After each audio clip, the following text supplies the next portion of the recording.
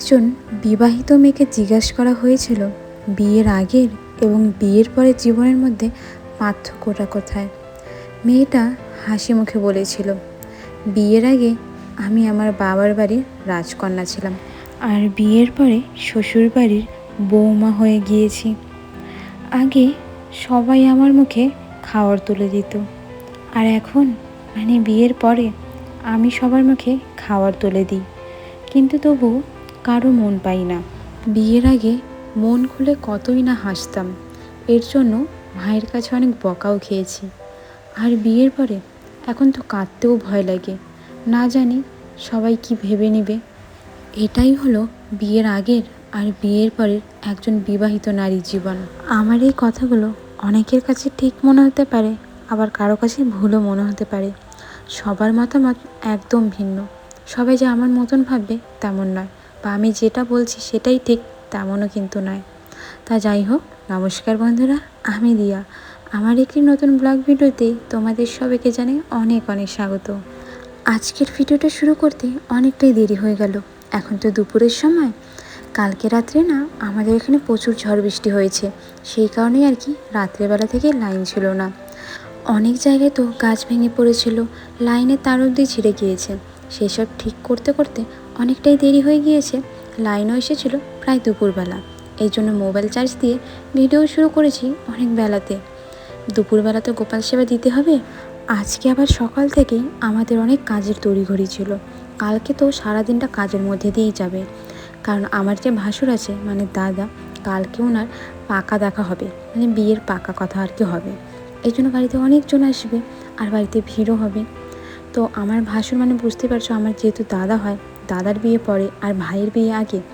আসলে আমরা তো লাভ ম্যারেজ করেছিলাম, এই জন্য আমাদের বিয়েটা আগেই হয়েছে। আমি যখন কলেজে পড়তাম তখনই আর কি আমরা বিয়েটা করে নিয়েছিলাম। সেসব তো অনেক পারিবারিক কথা, এই অনেক কিছুই থাকে, সেসবের কারণে আমরা বিয়েটা করেছিলাম। আমাদের বিয়ের এই তো আগস্টের 16 তারিখ এলে 4 বছর পূরণ হবে। দেখতে দেখতে 4টা বছর হয়ে গেল। তা যাই হোক, আগামীকাল তো আমার ভাসুরকে দেখতে আসবে। যদি সময় পাই বা আমি ভিডিও করার চান্স পাই, তোমাদের অবশ্যই ভিডিও করে দেখাবো কি হলো না হলো সব কিছু। আশা করি সব কিছু কালকের মধ্যেই ঠিক হয়ে যাবে।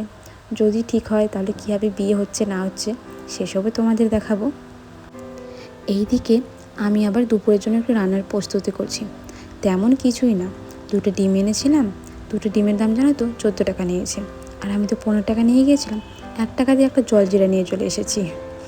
একটা ডিম ভাজা করেছি হাজব্যান্ডের জন্য, আর একটা ডিমের ভুজিয়া করেছি, ছোট ছোট করে নিয়েছি।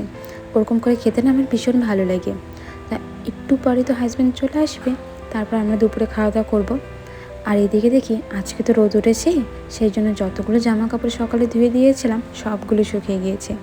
এখানে বেশিরভাগ কাপড় আমার শাশুড়ি মা ভাসুর ওদের রয়েছে, সেগুলোই গোছাবো। আর আমি শুধুমাত্র মশারিটাই ধুয়ে দিয়েছিলাম, যেহেতু বাড়িতে লোক আসবে। যদি থাকার কোনো ব্যবস্থা হয় তাহলে তো মশারি ময়লা থাকলে দেখতে ভীষণ খারাপ লাগবে। আজকে সকাল থেকেই আমি পুরো ঘরটা ভালো মতো করে পরিষ্কার করে নিয়েছি। রাতের দিকে আরও অনেক কাজ আছে। অনেকবার তো তোমাদের দেখিয়েছিলাম আমার ঘরে একটা পুরনো টিভি আছে। টিভিটা ভালো, কিন্তু ভাবছি টিভিটা কোথায় রাখবো, শোকেসের উপরে উঠিয়ে রাখবো নাকি অন্য কোথাও রাখবো। যাই হোক, সেসব তো রাত্রেবেলা ভাববো। রাত্রেবেলা না ভিডিও করা যাবে না, যেহেতু সবাই মিলে কাজ করব। ভিডিও করলে হয়তো অসুবিধে হয়ে যাবে। আবার তো আগামীকাল রান্নাবাড়িরও ব্যবস্থা করা হবে। এখানে না অনেক কিছু মশলা আনা হয়েছে, এই জন্য কৌটোগুলোর মধ্যে আলাদা আলাদা করে নাম লিখে নিচ্ছি, কোন কৌটোয় কী কী রাখবো। আমি নেল পালিশ দিয়ে লিখছিলাম, লিখতে এত অসুবিধা হচ্ছিল কি বলবো। একটার মধ্যে ডাল লিখেছি, আর একটার মধ্যে মশলা, আরেকটার মধ্যে লিখেছি লবণ। আমি জানি না লেখাগুলো বোঝা যাচ্ছে কি। ভিডিওটা আর বড় করছি না, এখানেই শেষ করছি আজ।